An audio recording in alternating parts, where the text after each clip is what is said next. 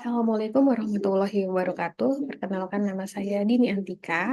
Di sini saya akan membahas terkait kasus perpajakan Rafael Alun untuk memenuhi tugas UTS perpajakan dengan dosen pengampu Bapak Wahyu. Baik, langsung saja saya share screen.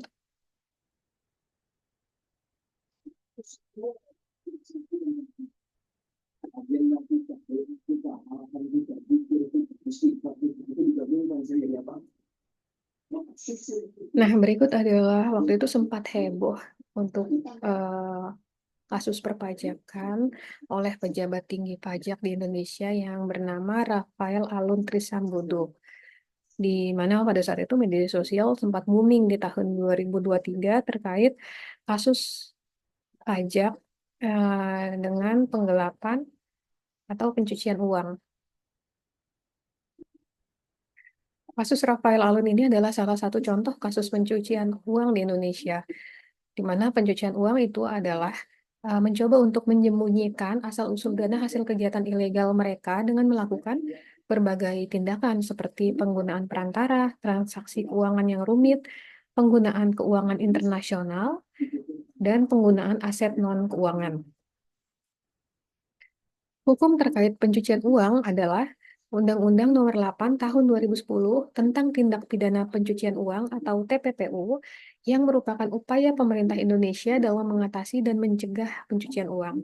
Undang-undang ini memberikan landasan hukum yang kuat untuk mengidentifikasi, menginvestigasi, dan menghukum pelaku pencucian uang.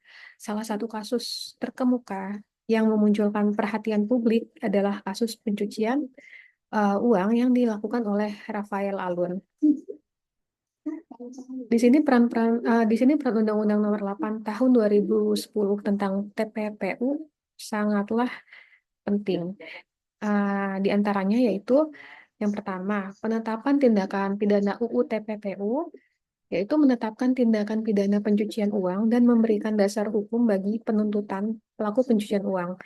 Ini mencakup tindakan seperti penggunaan dana hasil kegiatan ilegal, pengubahan bentuk, penyembunyian, dan penyamaran asal-usul dana tersebut.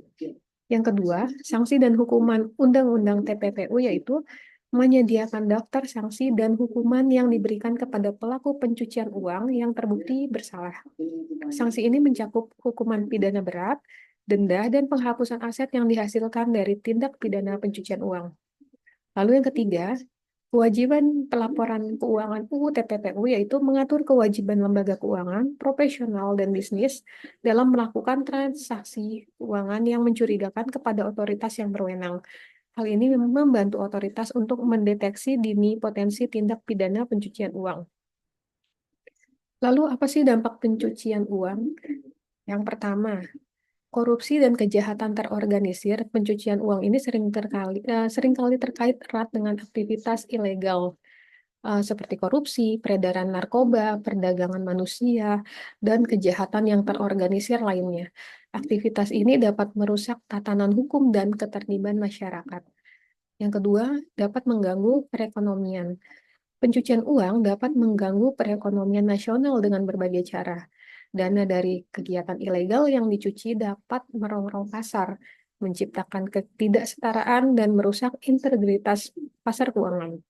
Lalu yang ketiga, timbulnya ketidaksetaraan sosial. Pencucian uang dapat menghasilkan ketidaksetaraan sosial yang lebih besar.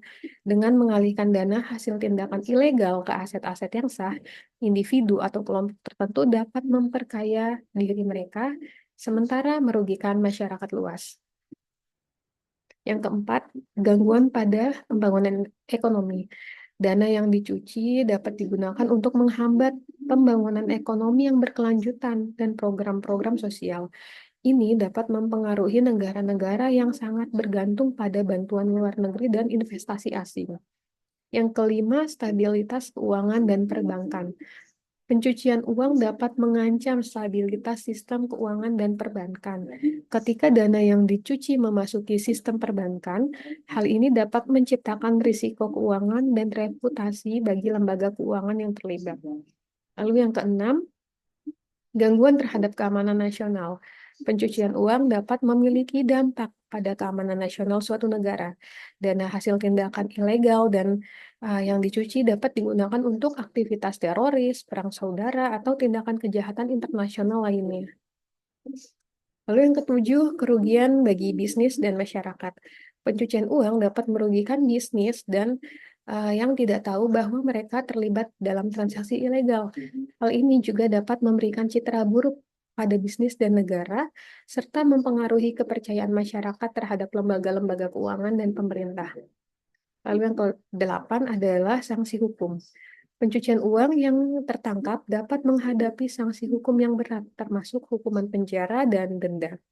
Ini dapat mengakhiri karir dan reputasi mereka. Lalu yang ke-9 adanya kerugian lingkungan. Pencucian uang dapat merugikan lingkungan. Dana hasil tindakan ilegal yang dicuci dapat digunakan untuk mendanai aktivitas ilegal yang merusak lingkungan seperti penambangan ilegal, perdagangan satwa liar, atau pencemaran lingkungan. Nah, apa dampak kasus dari Rafael Alun terhadap kepercayaan masyarakat terhadap institusi perpajakan dan penegakan hukum di Indonesia?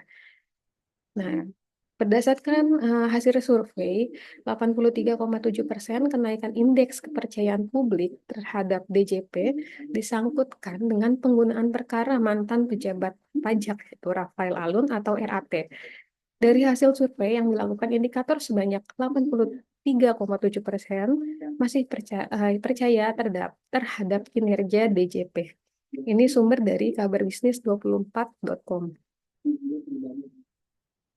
Lalu, angka tersebut dibarengi dengan 63,8% masyarakat yang masih percaya untuk membayar pajak setelah kasus RAT. 3,9% masyarakat tidak percaya untuk membayar pajak.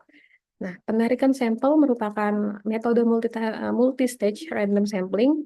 Dalam survei ini, jumlah sampel sebanyak 1.220 orang. Sampel berasal dari seluruh provinsi Indonesia yang terdistribusi secara proporsional. Nah,